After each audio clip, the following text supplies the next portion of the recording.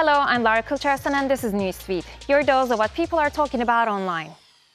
As the United Nations inquiry finds that Israel has committed genocide in Gaza, a media investigation claims that Tel Aviv is paying Google to deny there is famine. A report by Dropsite News alleges that the tech company has entered into a 6-month, $45 million contract with Israeli Prime Minister Benjamin Netanyahu's office to promote him and downplay the humanitarian crisis in Gaza. Dropsite News further claims to have accessed government contracts showing Israel went on a spending spree for paid advertising on Google and other social media sites, and it's pushed its message using American influencers.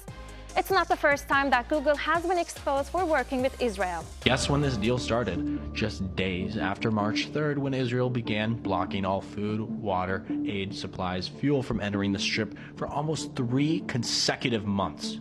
Israeli data even shows this, and the spokesperson ironically said that this was a digital campaign to explain that there's no hunger and present the data, when they have real data backing up that they blocked all aid, food, water supplies, everything from reaching the Palestinian people for nearly 90 days. Dropsite News, who exposed this, revealed that Zionist government documents referred to this campaign as Hasbara, which is an Israeli term that's often translated as propaganda. It's their propaganda strategy.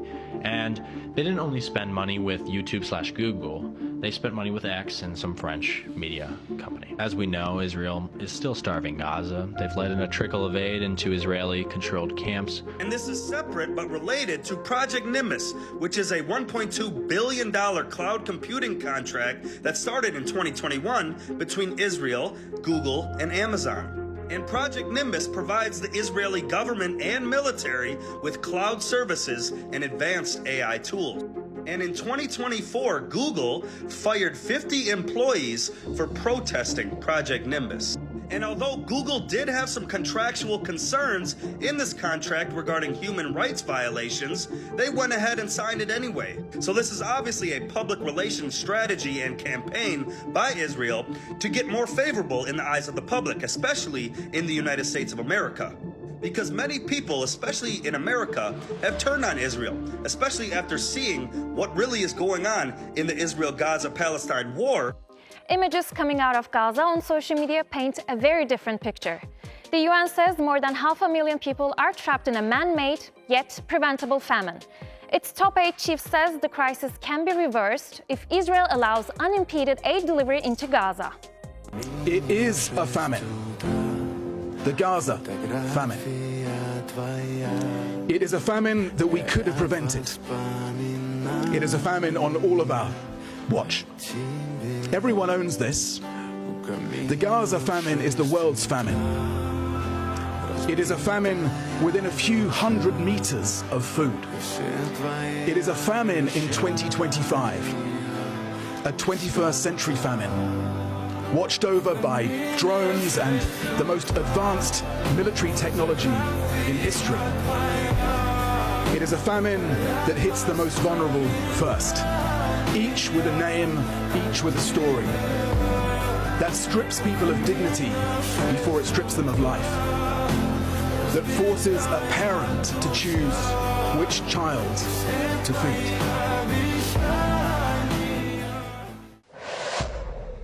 Israel's push to manipulate the narrative comes as it forces intensify a ground invasion of Gaza.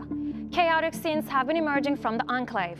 Trapped under intense airstrikes and desperate to survive, Palestinians are trying to flee to safety.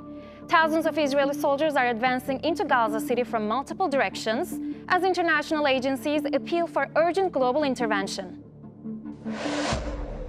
City residents are being subjected to relentless, heavy bombardment as Israeli forces tell them to evacuate what is now being called a dangerous combat zone, a zone that they created. There is absolutely no restraint. They are leveling the city. In the east, they have leveled every single physical structure, every building, and pushed every single resident over to the western side of the city. And from there, they are now pushing residents to the south. Roughly 40% of Gaza City's residents have left south to El Mawasi. El Mawasi, by the way, being designated a safe zone where people are being killed anyway. Entire families have had to flee their home in the middle of the night with nothing but the clothes on their back and head west to the coast, where they are then pushed south from there to a designated safe zone while they have fighter jets and drones flying above their heads, only to then be pushed into this overcrowded area in El Mawasi where people are still being shot anyways. Israel has very regularly struck El Mawasi despite it being declared as a safe zone, and people are being shoved into this overcrowded sea of tents with a lack of humanitarian aid, just minimal sanitation conditions, no running water or basic services. And now, on top of that, other displaced Palestinians in the area are telling reporters that they believe they will soon be pushed out of El Mawasi and into Egypt. This was their plan all along, this mass displacement to clear Palestinians of the land and force them out of their own country and into Egypt. One of the biggest partnerships in artificial intelligence is changing shape. OpenAI and Microsoft are redefining their partnership, moving from exclusivity to flexibility. For years, OpenAI relied solely on Microsoft Cloud to train and run its AI models. Now it's free to also use Google, Oracle, and others. For OpenAI, this means more choice and more power to negotiate on cost and capacity. For Microsoft, it's less about losing exclusivity and more about keeping control of where users actually meet technology through Windows, Office, and its Copilot tools. And for everyday users, nothing major changes right now. You'll still open ChatGPT the same way. The real shift is in the contracts, the clouds, and the power grids keeping it all alive.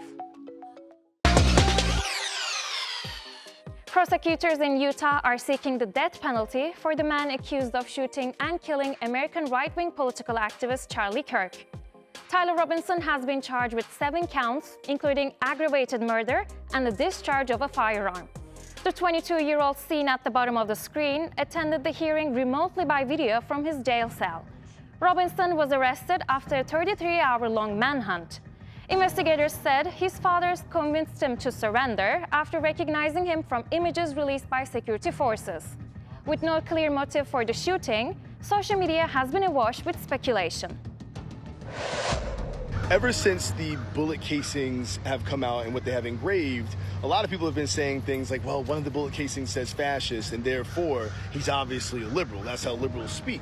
But the other ones are all alt-right online space lingo. These are all things that you find in like alt-right spaces. Not only that, but of course his parents were Republicans and he grew up in gun culture, so on and so forth. What this gives me the makings of is someone who was probably looking at Charlie Kirk like Charlie Kirk was a traitor, right? Like someone who might have been informed and been a big supporter of someone like Nick Fuentes. Now, if you know anything about the alt-right spaces, people like Nick Fuentes despise Charlie Kirk, or despised Charlie Kirk now, right? Look at this tweet right here from Laura Loomer, who is right on par with Nick Fuentes, calling Charlie Kirk all sorts of things, right? Saying that like he's an opportunist, so on and so forth. So my thinking is this: what probably happened is that Tyler Robinson was an online, deeply online, alt-right young white guy who saw from other right-wing personalities such as Nick Fuentes and Laura Loomer that Charlie Kirk was falsely representing Trump and the things that these alt-righters believed in, and therefore in the culture he grew up in, he got him up out of there. So again, I don't think at all that, based on my knowledge of young people, that this reflects liberalism in any capacity.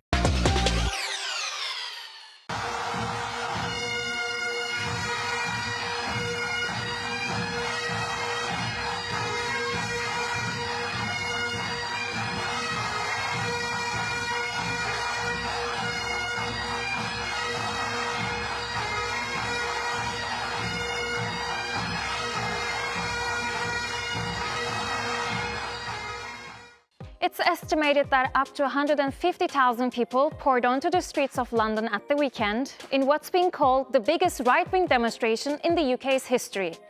The Unite the Kingdom protest was organized by activist Tommy Robinson and met with around 5,000 counter-demonstrators from the Stand Up to Racism movement.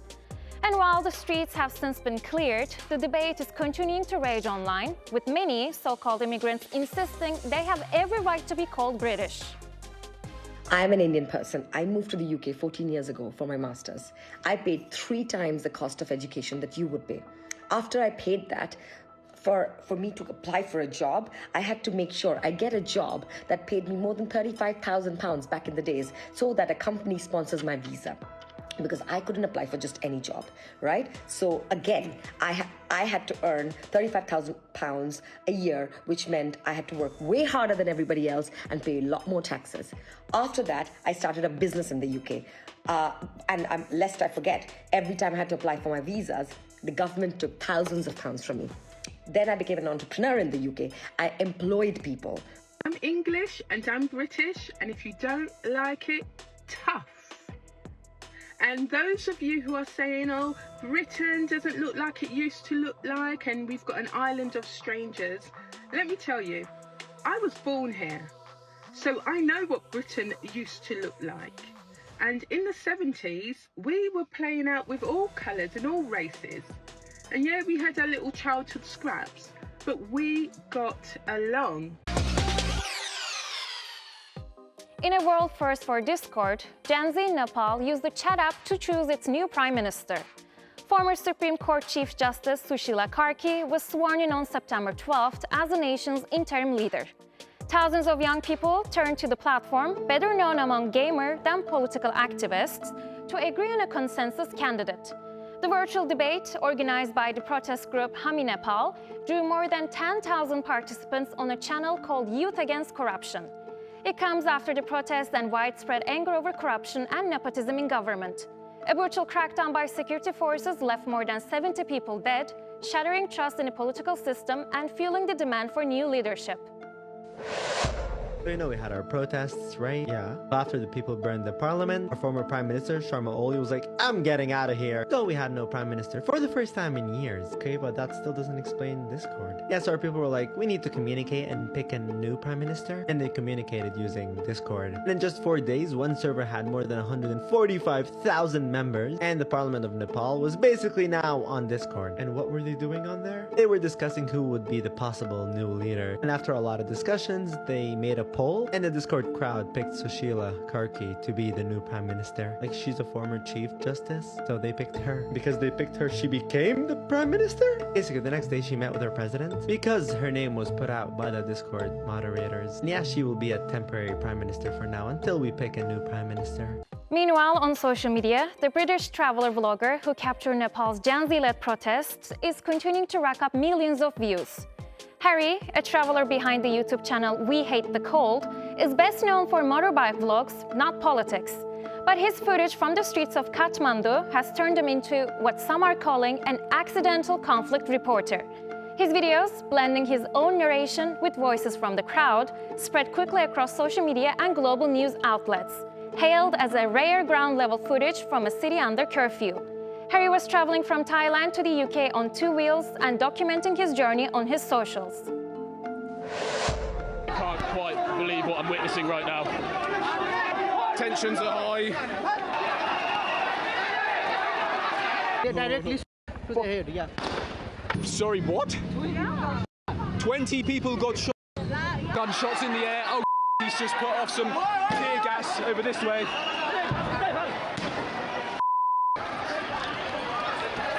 My eyes are watering. You can feel it going up your nose. The whole building is burned through!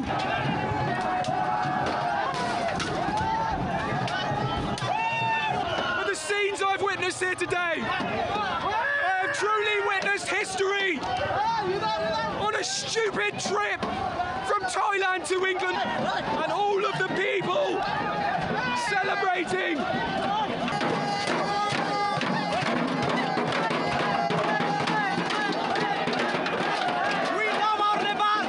And that's our show. Find our latest stuff on YouTube and do subscribe to our channel. See you soon.